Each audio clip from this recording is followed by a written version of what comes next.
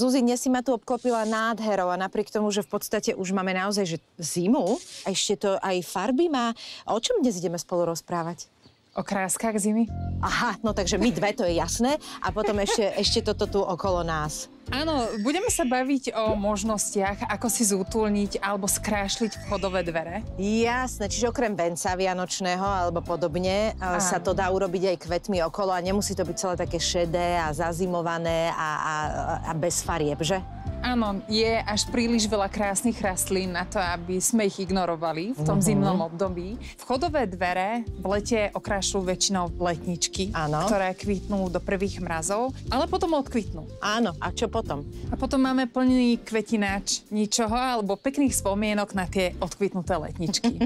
Je taká zásada, a to si môžeme všimnúť aj v tých veľkých mestách, vždy kvetináč s rastlinou napovedá vítanie ľudí. Áno, aj to upúta, aj to tak privíta, čiže je to také akoby vrelé. Áno, ak letnička nám odkvitne v tom kvetináči a teda zostane nám pekný, okrásny kvetináč, ktorý zrazu je prázdny, sú také metódy aj na vence, aj na dekorácie, že sa môže použiť floristická hmota. Áno, rozumiem. Za mňa je omnoho lepšie riešenie ornica. A tým pádom, že vlastne tá zemina je schutnená, je mokrá, je ťažká, tak veľmi dobre v tom držia aj hrubšie konáriky.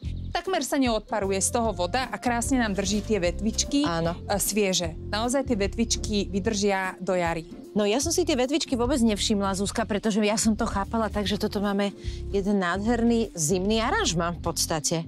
Takže všetky vetvičky, ktoré nám zostali z jesennej údržby záhrady, môžeme použiť takýmto spôsobom, že vlastne tie vždy zelené konáriky si odložíme a potom si napicháme do kvetináča plnej hliny. Takže toto si vlastne môžeme položiť pre tie vchodové dvere. A máme nádherné. A toto nám vydrží krásne do jary takto svieže. A na jar ich vymeníme za letničky. Za letničky. Takže pochopiteľne cyklus pokračuje, je to krásne, ale my tu máme ešte aj veľa iných, ktoré si asi chcel, že tieto si rovno môžeme dať pre tie vchodové dvere, hej? Áno, alebo môžeme vlastne si zakúpiť rastlinky, ktoré sú krásne v zime a z tých si vytvoriť aranžmán a teda by som vám rada niektoré z nich predstavila. No povedz mi, čo to tu máme? Najzimnejšie a najzaujímavejšie je v zimnom období vlastne táto vždy zelená kvitnúca trvalka. Áno. Je to Helleborus. To je krásne. Z Helleborusov poznáme veľmi veľa podruhov, ale tento je ako ináč.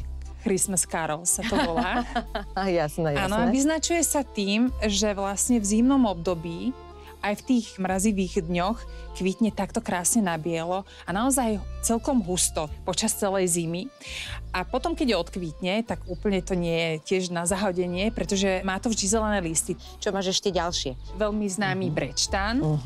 A ten brečtan je veľmi vďačná rastlinka. Jednak ju môžeme použiť do kvetináča, aby prevísala, teda aby vytvárala aj hmotu nižšie, ale taktiež sa môžeme s ňou zahrať všelijakým spôsobom. Môžeme si vytvoriť z drátiku nejaké kolesa, obtočiť ten brečtan, alebo môžeme spraviť srdiečko. No, rozumiem. Čiže v podstate máme taký venček a keby sme to ešte nejako dodekorovali, tak už máme vianočnú dekoráciu prakticky. Áno. Pred vchod.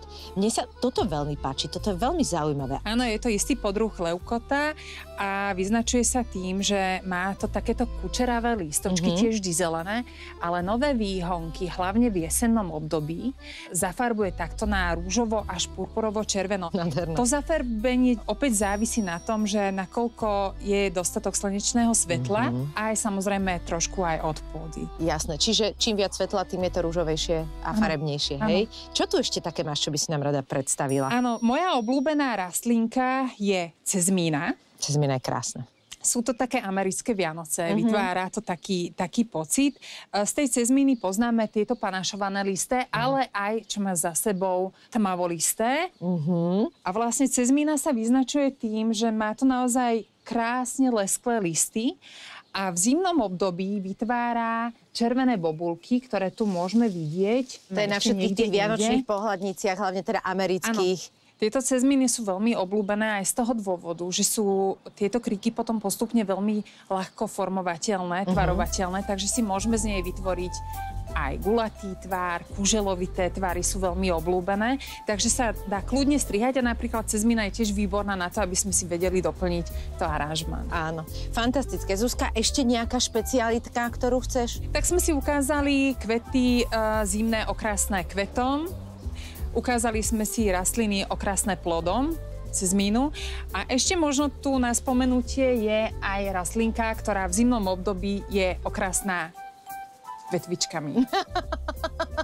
Áno, to je taký špeciálny druh, ktorý síce má červené krásne vetvičky, ale... Momentálne mám veľmi malú rastlinku v rukách, ale tento krík je to podruh svíbu a dorastá do veľmi veľkých rozmerov, takže bude z toho veľmi košatý, krásny, hustý krík, ale vyznačuje sa naozaj tým, čo cez vegetačné obdobie nie je viditeľné, že má veľmi ostro červené konáriky a vyslovene dokáže svietiť v tom zimnom prostredí. Čiže keď to vieme dobre naranžovať, tak aj tieto pahýlky sú pekné. Ešte by som ti rada ukázala skimiu, ktorá je takisto vždy zelená rastlinka, ale vyznačuje sa tým, že má nádherné kvetné puky. Toto nie sú kvety ešte. Aha. Ona zakvitne o mnoho neskôr, až na skorú jar, ale už tie kvetné puky vyzerajú veľmi dekoratívne a krásne, kým nezakvitne. Trvá veľmi dlhé obdobie, takže veľmi dlho sa môžeme kochať v tejto ešte nezakvitnutej kráse.